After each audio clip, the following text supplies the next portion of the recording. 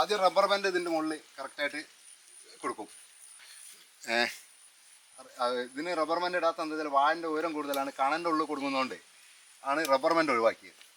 അപ്പോൾ ഞങ്ങൾ ഇതിൻ്റെ മുകളിൽ ആണിയിൽ കൊളുത്തിയിട്ട് ഇങ്ങനെ 4 ആണിക്ക് കൊളുത്തും. ഈ ആണിക്ക് കൊളുത്തി കഴിഞ്ഞിട്ട് ഒരാൾ വാഴൻ്റെ മുകളിൽ കയറി നിൽക്കും.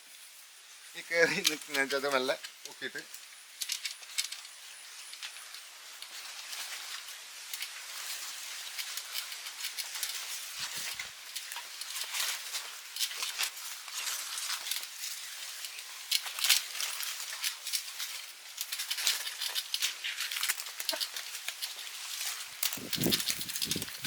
അങ്ങനെ കയറ്റി വെച്ചാൽ എളുപ്പത്തിൽ കഴിയും.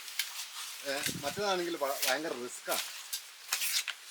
കണയൊക്കെ കൊടുക്കുന്നതുകൊണ്ട് ഇടയിൽ കണ കുടുങ്ങി കഴിഞ്ഞാൽ റബ്ബർ ബാൻഡ് പിന്നെ കുടുങ്ങൂല, പിന്നെ മുകളിലേക്ക് കൊലൻ്റെ മുകളിലെ തണ്ടിലേക്ക് എത്തില്ല.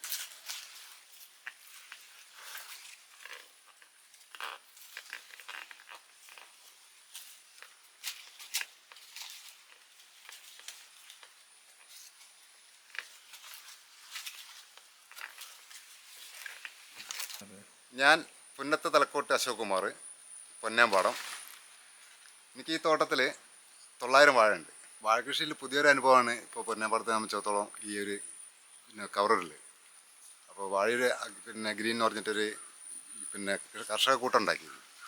അവർ വിദേശത്തേക്ക് കയറ്റുമതി ചെയ്യാൻ വേണ്ടി ഒരു തീരുമാനമെടുത്തതിൻ്റെ ഭാഗമായിട്ടാണ് നല്ല നിറമുള്ള കായ ഉണ്ടാകുക, നല്ല തൂക്കമുള്ള കായ.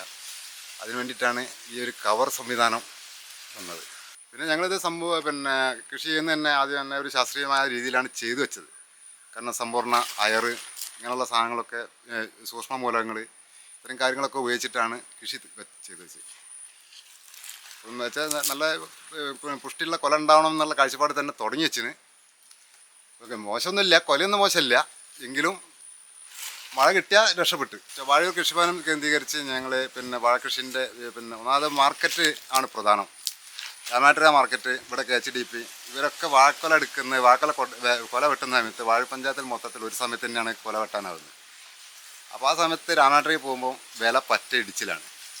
ആ ഇടിയുന്ന സമയത്ത് വാഴക്കൊല വേണ്ട, വില കുറവാണ്. എന്നാൽ മറ്റുള്ള സ്ഥലത്തൊക്കെ വില കൂടുന്നുണ്ട്. ഇപ്പം കോഴിക്കോടിൻ്റെ പല ഭാഗത്തേക്കും പോയിക്കുകയാണെങ്കിൽ ഇവിടുത്തെക്കാട്ടും 10 രൂപ കൂടുതലാണ് വാഴക്കൊലക്ക് കിട്ടുന്നത്.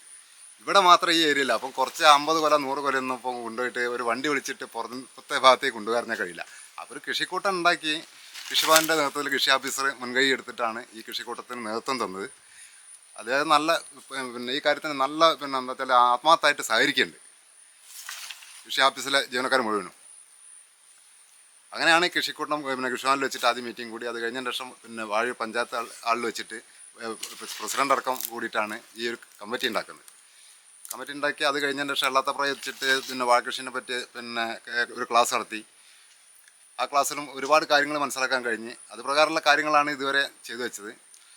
കൃഷിഭവനും കൃഷി ഓഫീസറും ഉള്ള ഉദ്യോഗസ്ഥരും വളരെ സജീവമായിട്ട് നമ്മളെ കൂടെ ഉണ്ട് ഈ കാര്യത്തിൽ. എല്ലാവിധ സഹകരണങ്ങളും അവർ ചെയ്തു തരുന്നുണ്ട്. ഈ കവർ ഇടുന്നതിന് ഒരു ഗ്യാപ്പ് എന്ന് പറഞ്ഞൊരു ഫണ്ടിൻ്റെ ഇതിലാണ് വരുന്നത്, ഒരു പദ്ധതിയിൽ വരുന്ന ഫണ്ടാണ്. ആ ഫണ്ടിനാണ് ഇപ്പം SOP എടുക്കുന്നതിനും ഈ കവറിനിടുന്നതിനും ഒരു 14 രൂപ സബ്സിഡി രൂപത്തിൽ നമുക്ക് ഇപ്പോൾ കഴിഞ്ഞ ദിവസം കയറിയിട്ടുണ്ട്.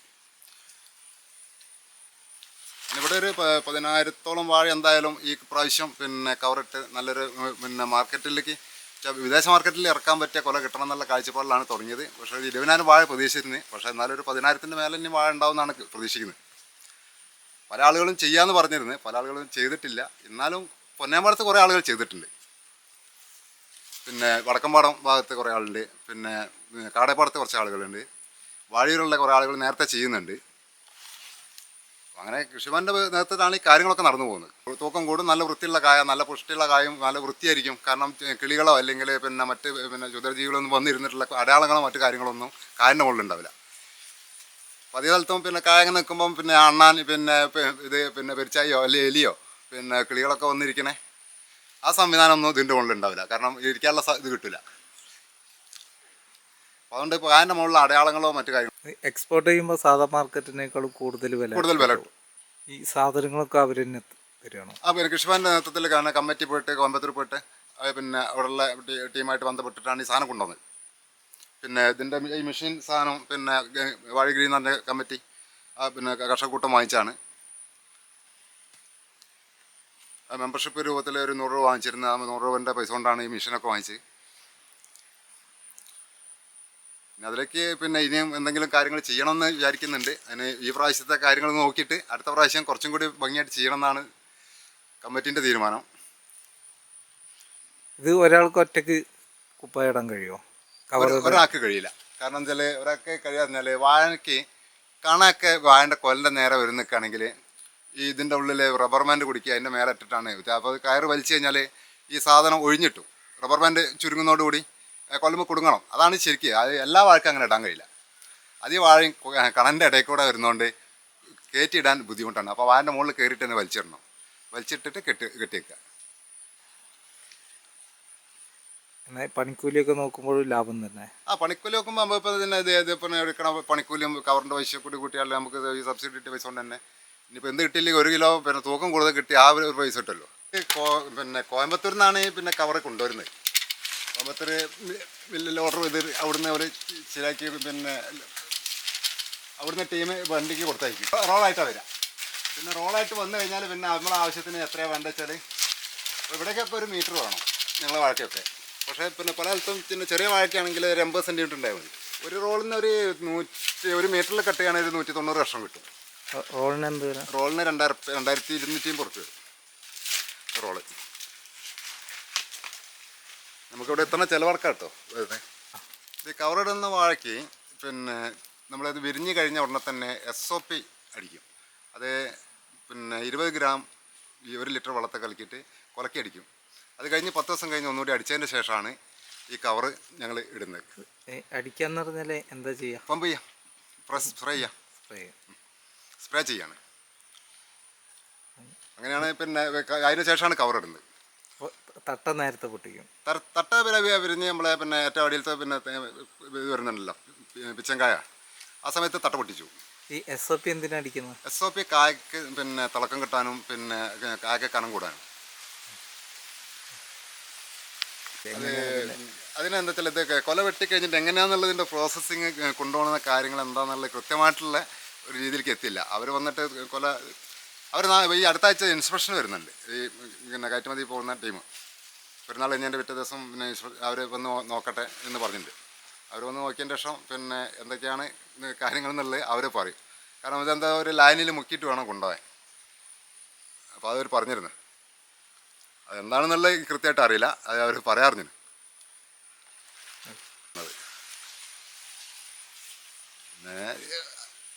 പിന്നെ ഈ കമ്മിറ്റി കൂടി ഞങ്ങൾ കൂടി ആലോചിച്ചിട്ടാണ് പിന്നെ വിദേശത്തേക്ക് കയറ്റി വയ്ക്കുക എന്നുള്ള കാഴ്ചപ്പാടിലാണ് ഇത്രയും കാര്യങ്ങൾ ചെയ്തു വെക്കണത്. നാളെ പിന്നെ അവർ വന്ന് എടുക്കേണ്ട സാധനങ്ങൾ അവർ എടുക്കും. നല്ല നോക്കി അവർ കൊണ്ടുപോകും. അതിന് 10 റുപ്യൻ്റെയും കൂടുതൽ കിട്ടും എന്നുള്ളതാണ്. മാർക്കറ്റ് വിലനേക്കാളും 10 റുപ്യ കൂടുതൽ കിട്ടും എന്നുള്ളതാണ് അറിയാൻ കഴിഞ്ഞത്. അപ്പോൾ ഇതിനൊരു 15 റുപ്യ മുടക്ക് വരും. കാരണം 2 ടൈമായിട്ട് SOP അടിക്കണം.